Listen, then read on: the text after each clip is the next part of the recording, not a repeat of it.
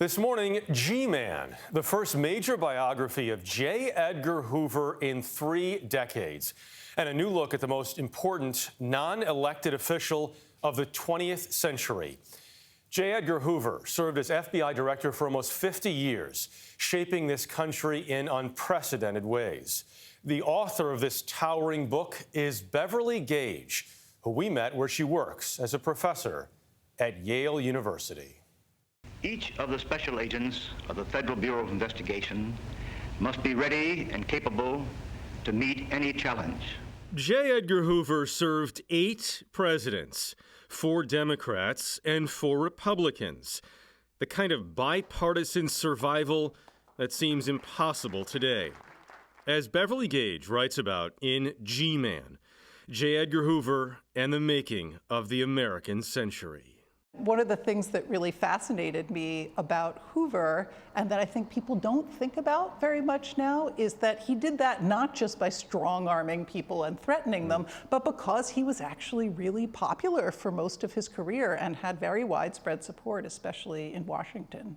Hoover's initial vision for the FBI was a white-collar organization that primarily pushed paper and focused on forensics. A bullet fired into cotton bears telltale gun barrel markings, the fingerprints of the weapon, which Walter Cronkite helped to show us in this 1958 CBS special, The Story of the FBI.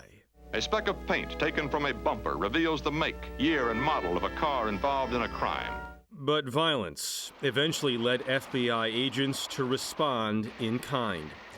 From mafia battles, to rooting out enemies at home during World War II, to navigating the civil rights movement, J. Edgar Hoover had his hand in all of it. They seek to weaken law enforcement in every conceivable manner. Born January 1st, 1890, John Edgar Hoover lived in Washington, D.C. his entire life. His dad battled lifelong depression. Hoover's mother was his rock. Hoover lived with his mom until he was 43 years old. And so here he is, he's this big national celebrity by the 1930s. He's running, domestic intelligence and crime fighting for the federal government. And he's actually just living in his childhood home, sleeping in his childhood bedroom, coming home to his mom every night. Hoover never got married. For 4 decades, he traveled and entertained with the number 2 man at the FBI, Clyde Tolson. It's really clear that the primary relationship of his life was with Clyde Tolson. It was a pretty open social relationship, so it wasn't as if they were keeping that a secret. They went to nightclubs and racetracks together. They traveled together. If you were going to invite Edgar to dinner, you also invited Clyde. They signed their holiday cards, often Edgar and Clyde, to their close friends. As much as anything else, Hoover is known for his career-long hatred of communism. Communists have been, still are, and always will be a menace to freedom, to democratic ideals, to the worship of God, and to America's way of life. It defined his worldview, right. His life view, right? Forever.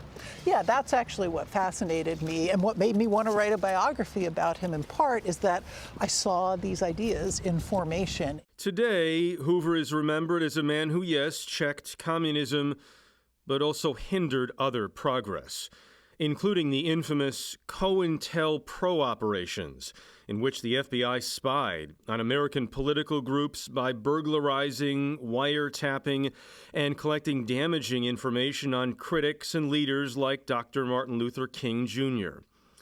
Gage says Hoover almost always acted with the knowledge and permission of the presidents he served.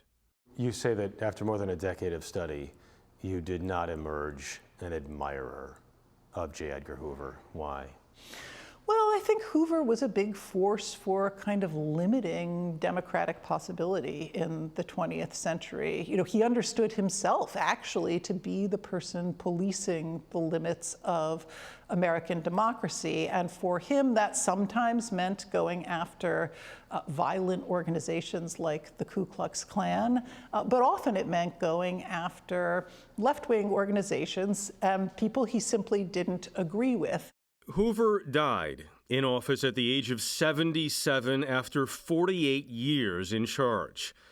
A half-century later, the FBI has never had another leader who's been able to cajole Democrats and befriend Republicans the way Hoover did, for better and worse.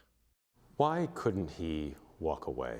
I think he thought the FBI couldn't survive without him. And so, his life and the institution he created were just so fused that he couldn't let go.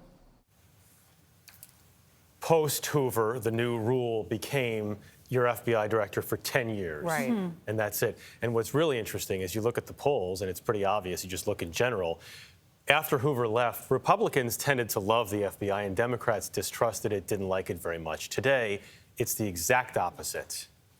So a lot has changed since he left. Again, nobody's had that same power he has, as we said, for better and worse. You're really interesting. In your piece, Jeff, there were several things I kept asking you more questions about in just learning about him that I didn't know. Forget the time in office even, just about him as a person. Check out the book, G-Man. Yeah. She did a wonderful job with it. Great stuff.